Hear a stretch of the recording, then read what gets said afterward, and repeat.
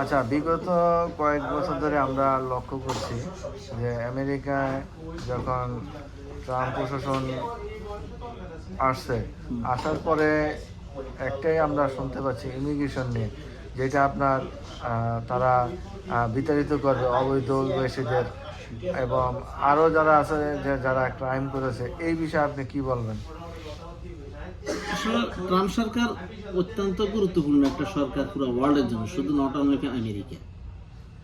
সে যতটুকু করে দেশের স্বার্থে কাজ করে। আর অবৈধ অভিবাসীদেরকে নিয়ে রাজ্য চিন্তা অনলি অবৈধ যাদের কাগজপত্র নেই তাদের, কিন্তু যাদের যে কোনো একটা ডকুমেন্টস আছে তাদের বিরুদ্ধে সে কোনো অ্যাকশনে যাবে না। আইনি প্রক্রিয়া সে কখনো অ্যাকশনে আইনের বহির্ভূত কোনো কাজ সে করবে না, কিন্তু যাদের কোনো ডকুমেন্টস নেই তাদের প্রতি সে একটা অ্যাকশন নেবে।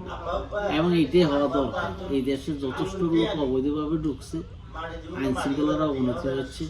যারা আইনের আওতায় আছে তারা কখনো অবৈধ কাজ করে না, কিন্তু যারা আইনের আওতায় নেই তারা অবৈধ কাজ করে।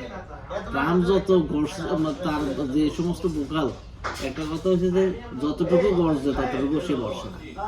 সুতরাং সে যতটুকু হার্ড লাইনে গেছে তার থেকে মনে হয় না যে সে ক্ষমতা বিস্তারিত বসাতে পারে এত হার্ড লাইনে যাবে।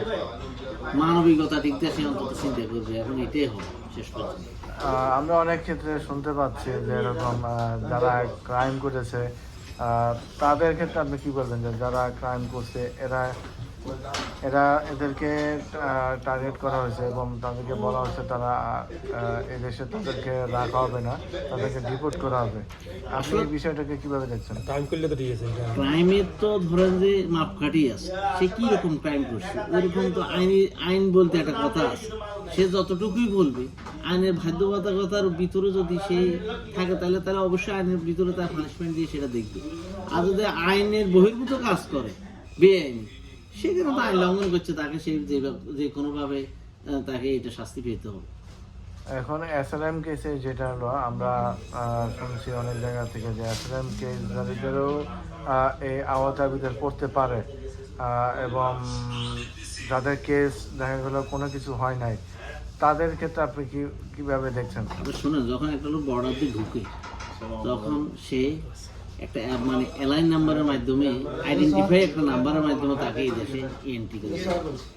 সে আইডেন্টিফাই নাম্বারের উপরে সেই দেশে আসি এসালাম সাবমিট করছে, সোশ্যাল পাইছে, ওয়ার্ক পারমিট পেয়েছে, ঠিক আছে, তার আইনি একটা প্রক্রিয়া আছে। সুতরাং এইটা সে যদি এরকম কোনো ইলিগেল কাজ না করে, আমার মনে হয় না যে সে কোনো রকমের আইনের মানে আওতায় আসি পড়বে, মানে ক্রাইমের কোনো আওতায় সে আসি পড়বে। কারণ তাকে তো ঢুকতে দিয়েছে এবং একটা নির্দিষ্ট আইডেন্টিফাই নাম্বারের মাধ্যমে তাকে এই দেশে ঢুকতে দিচ্ছে এবং সে সোশ্যাল ওয়ার্ক পারমিট দিচ্ছে তার কাজ করে খাওয়ার জন্য। সুতরাং তার এসএলএম যারা সাবমিট করছে তাদের এরকম কিছু হওয়ার সম্ভাবনা নাই বলে আমি মনে করি। আর একটা হলো যেটা হলো যে আপনার ডোমেস্টিক ভায়োলেশন, যেটা যে বিবাহ বিষয় যেগুলি, যে হাজব্যান্ড ওয়াইফের সাথে দ্বন্দ্ব চলছে বা এরকম হাজব্যান্ড ওয়াইফের সাথে অনেক কিছু হয়েছে, দেখা গেলো পুলিশ আসছে, পুলিশকে তাদের বিরুদ্ধে পুলিশকে এসেছে, এই বিষয়টি আপনি কীভাবে দেখতেছেন? শুনেন, হাজব্যান্ড ওয়াইফের ব্যাপারটা তো একান্তই ইন্টারনাল ব্যাপার, এবং হাজব্যান্ড ওয়াইফ তারা যদি দুজনের মনোমানন হয়, এটা ফ্রি কান্ট্রি এবং ফ্রিডম কান্ট্রি। সুতরাং এইখানে হাজব্যান্ড যদি না চায় তার স্ত্রীর সাথে থাকতে, সেক্ষেত্রে তাকে ডিভোর্স দিতে পারবে, এটা কোনো ব্যাপার না। স্ত্রী যদি সাথে আমি হাজব্যান্ডের সাথে থাকবো না, এটা তার স্বাধীনতার উপর ডিপেন্ড। সুতরাং এটাই আমার মেজর কোনো কিছু না। তো এটা মনে করেন যে অনেক সময় পুলিশের খাতায় যদি নাম চলে তখন সেই ক্ষেত্রে সে কিভাবে কি করে? সেক্ষেত্রে ক্রাইম হচ্ছে যে আপনার তাকে যদি মেন্টালি আঘাত এক জিনিস আছে, শারীরিক আঘাত এক জিনিস আছে, যদি এগুলা না হয় তাহলে এরকম কোনো ব্যাপার হয় না। এই ম্যারেজ কেসগুলো এরকম কোনো ব্যাপার না, একজনকে ছেড়ে দিবে, এটাই স্বাভাবিক।